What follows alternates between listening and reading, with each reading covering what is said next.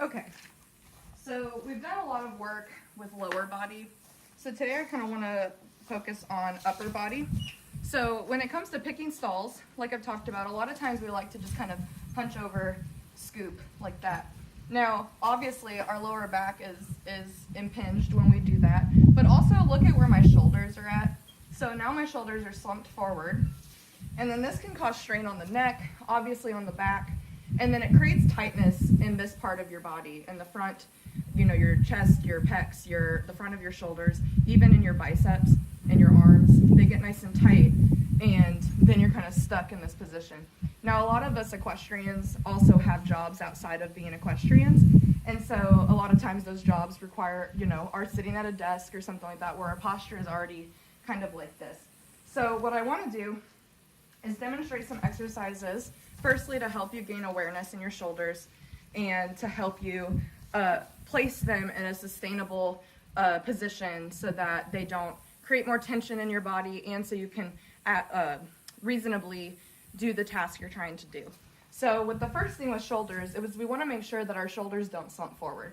So go ahead and start by just kind of rolling your shoulder joints. Feel all the muscles that start working when you do this. Notice if any are up in your neck. Notice if any are down here. So a lot of times when we roll forward, our shoulders will be kind of like this, which is where we want to go when we're just kind of slumped. But then as you roll back, you might notice that this part of your neck, your traps, engage when you start rolling up. And then as you roll back, you may notice that in between your shoulder blades begins to engage. Now this is the part we want to feel whenever we're riding, whenever we're walking, whenever we're sitting. We want to feel like our shoulder blades are engaged and holding our shoulders back. So it's not about just arching your back to hold your shoulders back, because now look, I've pinched my lower back here. So what we want to do is keep our rib cage and our pelvis more or less in a line. That does require core support. So belly button moving towards your spine. And then your chest opens naturally whenever you kind of let your lower back stay supported. And then roll your shoulders back and feel the squeeze in your shoulder blades, right? So that's going to be the part that allows us to keep our posture as we're scooping and picking up buckets and doing things around the farm.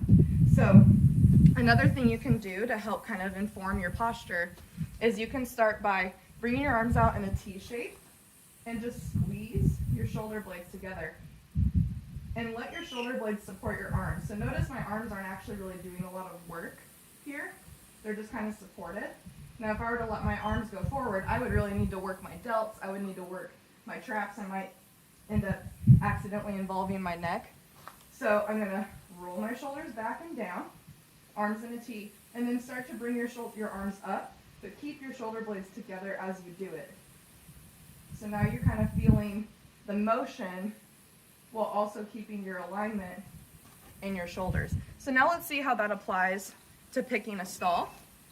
So again, now that I know where my shoulders are at, I can roll my shoulders back, apply the principle of our lower body doing what it needs to do to stay sustainable. But instead of rounding forward and picking, I'm going to roll my shoulders back and then come forward. And at this time, my shoulders are still back. So even though I'm leaning into the pick, that's okay because my lower body is stabilized so that I can support my weight without involving my lower back. But then my upper body is stabilized so that I don't injure my neck or shoulders while I'm picking my stall. So again, same principle, shoulders are back and down, and then I can lean into the scoop if I need to, but I'm not slumping forward as I do it, and then my shoulders stay back. So one more time just to see it, and I'm going to do a scrape here. So similar kind of principle, lower body stays stable. Instead of rounding forward to scrape, I'm going to keep my shoulders back and use the back of my body to scrape. Rather than pull with my pecs or my delts, I'm going to pull with my shoulder blades. This will also take weight out of your hands and your wrists.